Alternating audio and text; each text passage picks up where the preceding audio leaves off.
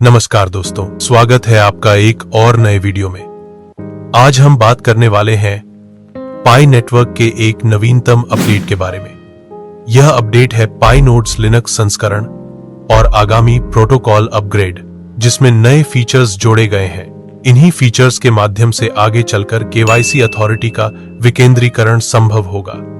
तो दोस्तों, वीडियो को अंत तक जरूर देखिए, क्योंकि इसमें हम आपको चरण दर चरण समझाएंगे कि यह अपडेट कैसे काम करता है। अभी तक आपने बस सुना होगा कि पाई नेटवर्क का नया अपडेट आया है, लेकिन आज हम इस अपडेट को विस्तार से समझने की कोशिश करेंगे। वीडियो शुरू करने से पहले एक छोटी सी अनुरोध है। अगर आप पाई नेटवर्क के सच्चे अग्रणी हैं, तो वीडियो को लाइक करिए और कमेंट में GCV 314159 लिखिए। इससे दुनिया को पता चलेगा कि पी समुदाय कितना शक्तिशाली है। तो चलिए दोस्तों, बिना समय बर्बाद किए शुरू करते हैं आज का ये दिलचस्प विषय। सबसे पहले दोस्तों, हम ये समझने की कोशिश करते हैं कि पाई नेटवर्क को अपने नोड्स को अपग्रेड करने की जरूरत आखिर क्यों पड़ी।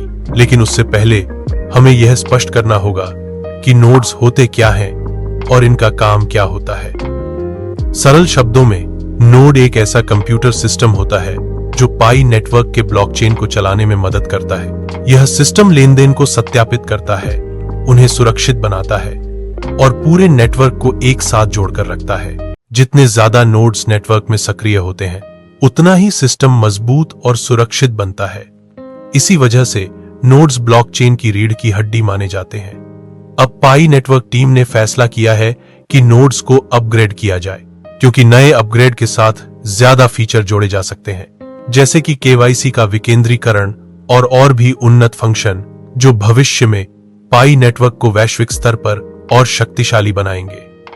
अब दोस्तों, इन सभी बातों को एक उदाहरण से समझते हैं। इस उदाहरण में हम कोड और डेटा की मदद से देखेंगे कि पाई नेटवर्क को नोड्स को अपग्रेड करने की जरूरत क्यों पड़ी। अब आप यह लाइन देखिए, पाई नोड्स को अभी भी प्रोटोकॉल अपग्रेड की जरूरत है और सीटी ने अभी तक मैननेट के लिए नोड्स का चयन नहीं किया है। तो दोस्तों, अब आप इसको समझिए। इसका मतलब है कि पाई नोड्स को अभी भी प्रोटोकॉल अपग्रेड की जरूरत है। कोर टीम यानी सीटी ने अभी तक मैननेट के लिए नोड्स को पूरी तरह से सिलेक्ट नहीं किया है। सरल शब्दों में कहें तो फिलहाल नोड्स पुरानी तकनीक पर चल रहे हैं। इन्हें अपग्रेड करना जरूरी है ताकि ये नए मैननेट सिस्टम को सपोर्ट कर सकें। अब अगला बिंदु देखिए, केवल दर्जनों मैननेट नोड्स 200 1000 से अधिक नोड्स में से सक्रिय हैं जो मैननेट के लिए तैयार हैं। तो दोस्तों, इसका सीधा मतलब है कि लगभग 2 लाख से ज्यादा नोड्स मैननेट के लिए तैयार हैं, लेकिन उनमें से सिर्फ कुछ ही दर्जन यानी गिनती के अभी वास्तविक रूप से सक्रिय हैं। समझने वाली बात यह है कि कम्युनिटी के पास बहुत बड़े लेवल पर नोड्स उपलब्ध हैं, लेकिन उनका यूज प्रॉपरली नहीं हो रहा। इसी वजह से नेटवर्क अभी अपनी फुल कैपेसिटी पे काम नहीं कर पा रहा है। अब तीसरा पॉइंट देखिए, हमें फुल डिसेंट्रलाइजेशन शुरू करने के लिए लगभग 70% एक्टिव मैननेट नोड्स की आवश्यकता है। तो दोस्तों, इसका सीधा मतलब है कि पाई नेटवर्क को पूरी तरह से विकेंद्रीकृत बनाने के लिए लगभग 70% मैननेट नोड्स का सक्रिय होना जरूरी है। यानी अगर 100 नोड्स हैं, तो उनमें से कम 70 नोड्स सक्रिय और काम करने चाहिए। तभी नेटवर्क पूरी तरह से सुरक्षित और विकेंद्रीकृत तरीके से चल पाएगा। यह शर्त पूरी होने पर ही पाई नेटवर्क अपने अगले स्तर पर जा पाएगा।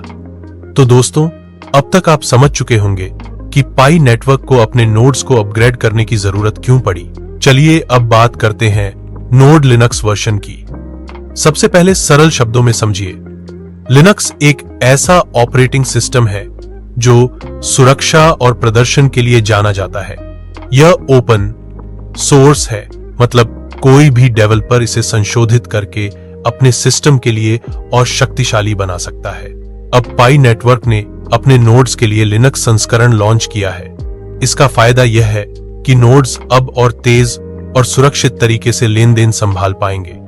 लिनक्स संस्करण का मुख्य काम होगा 1. ब्लॉकचेन के डेटा को कुशलता से प्रोसेस करना। 2. लेन देन को उच्च गति और सटीकता के साथ सत्यापित करना। 3. नेटवर्क को ज्यादा विश्वसनीय और विकेंद्रीकृत बनाना। यानी सरल शब्दों में लिनक्स नोड संस्करण एक मजबूत रीढ़ बन जाएगा जो पाई नेटवर्क के मेननेट को सुचारू रूप से और सुरक्षित रूप से चलाने में मदद करेगा। तो दोस्तों, अब तक आप समझ गए कि लिनक्स नोड संस्करण क्या है और इसका रोल पाई नेटवर्क में कितना महत्वपूर्ण है। अब इसे एक वास्तविक जीवन के उदाहरण के माध्यम से समझते हैं। सोचिए, एक बड़े शहर की सड़कों पर हजारों गाड़ियां चल रही हैं। हर एक गाड़ी एक लेन देन के बराबर है। अगर ट्रैफिक पुलिस कम हो या धीमी काम करे तो सड़कों पर जाम लग जाएगा। पुराने नोड्स कुछ ऐसे ही ट्रैफिक पुलिस थे जो स्लो स्पीड पर काम कर रहे थे। लेकिन लिनक्स नोड वर्जन एक नए हाई-टेक ट्रैफिक पुलिस की तरह है जो फास्ट सिग्नल्स और स्मार्ट सिस्टम के साथ ट्रैफिक को कंट्रोल करता है। परिणाम यह होता है कि यातायात सुचारू रूप से चलता है, गाड़ियां बिना रुके अपनी मंजिल तक पहुंच जाती हैं। बिल्कुल इसी तरह लिनक्स नोड वर्जन पाई नेटवर्क के लेन देन को तेज, सुरक्षित और व्यवस्थित तरीके से प्रोसेस करेगा। इससे नेटवर्क पर कभी जाम नहीं लगेगा और सिस्टम ज्यादा विश्वसनीय बनेगा। तो दोस्तों, अब हम बात करते हैं एक और महत्वपूर्ण फीचर की जो आगामी प्रोटोकॉल अपग्रेड के साथ आने वाला है, केवाईसी विकेंद्रीकरण। सबसे पहले सरल शब्दों में समझिए, केवाईसी का मतलब होता है नो योर कस्टमर, जिसमें यूजर की पहचान वेरीफाई की जाती है। अभी तक पाई नेटवर्क में केवाईसी एक केंद्रीकृत प्रक्रिया थी, मतलब सत्यापन एक सीमित सिस्टम के माध्यम से होता था। लेकिन अब आने वाले अपग्रेड के बाद केवाईसी का प्रोसेस विकेंद्रीकृत हो जाएगा।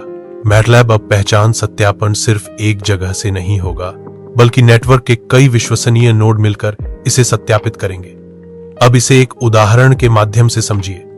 सोचिए कि एक परीक्षा हो रही है और उसमें पेपर चेक करने का काम सिर्फ एक ही शिक्षक के पास है। तो यह स्पष्ट है कि समय बहुत लग जाएगा और प्रक्रिया धीमी होगी। लेकिन अगर वही कागजात 100 शिक्षकों को दे दिए जाएं, तो जांच तेजी से हो जाएगी और परिणाम भी जल्दी निकल आएगा। बिल्कुल इसी तरह जब केवाईसी विकेंद्रीकृत होगा तो ज्यादा नोड इस प्रक्रिया में शामिल होंगे। परिणाम होगा 1. सत्यापन जल्दी हो जाएगा। 2. प्रक्रिया सुरक्षित बनेगी क्योंकि एक जगह डेटा स्टोर नहीं होगा। 3. हर यूजर के लिए पारदर्शिता और विश्वास बढ़ेगा। यानी दोस्तों, केवाईसी विकेंद्रीकरण पाई नेटवर्क के लिए एक गेम चेंजर कदम होगा जो सिस्टम को वैश्विक स्वीकृति के लिए तैयार करेगा। तो दोस्तों, अब बात करते हैं उस अपडेट की जिसका सबसे ज्यादा डिस्कशन हो रहा है, स्टेलर प्रोटोकॉल 23। सबसे पहले सिंपल शब्दों में समझिए, स्टेलर प्रोटोकॉल एक ऐसा सिस्टम है जो ब्लॉकचेन पर ट्रांजैक्शन को कंट्रोल करता है। इसके नियम तय करते हैं कि लेन देन स्वीकृत होगा या अस्वीकार। अब प्रोटोकॉल 23 एक नया अपग्रेड है जो पुराने संस्करणों से ज्यादा सुरक्षित और शक्तिशाली बनाया गया है। इसके माध्यम से पाई नेटवर्क को कुछ बड़े फायदे मिलेंगे। 1. लेन देन की गति, अब लेन देन और तेज प्रक्रिया होगी। 2. स्केलेबिलिटी, ज्यादा उपयोगकर्ताओं को एक साथ हैंडल करना आसान होगा। 3. सुरक्षा, धोखाधड़ी या नकली लेन देन को रोकने के लिए उन्नत उपकरण होंगे। 4. नई सुविधाएं जैसे विकेंद्रीकरण, केवाईसी और क्रॉस चेन संगतता भविष्य में संभव होगा। अब इसे एक वास्तविक जीवन के उदाहरण के माध्यम से समझते हैं। सोचिए कि एक शहर में यातायात नियम पुराने हैं, सिर्फ 2 सिग्नल हैं और सभी गाड़ियां वहीं से निकल रही हैं। परिणाम स्पष्ट है, ट्रैफिक जाम।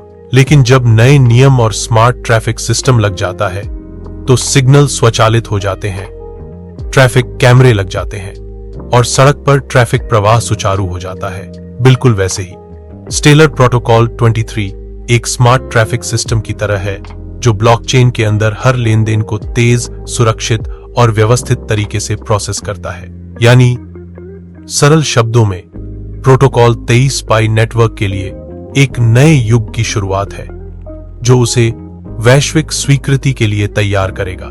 तो दोस्तों, आज के इस वीडियो में हमने स्टेप बाय स्टेप समझा कि पाई नेटवर्क के नए अपडेट कितने महत्वपूर्ण हैं। सबसे पहले हमने देखा कि नोड्स अपग्रेड करना क्यों जरूरी था, फिर समझा लिनक्स नोड वर्जन का रोल, उसके बाद स्टेलर प्रोटोकॉल 23 के फीचर्स और फिर केवाईसी डिसेंट्रलाइजेशन जैसे गेम चेंजर अपग्रेड।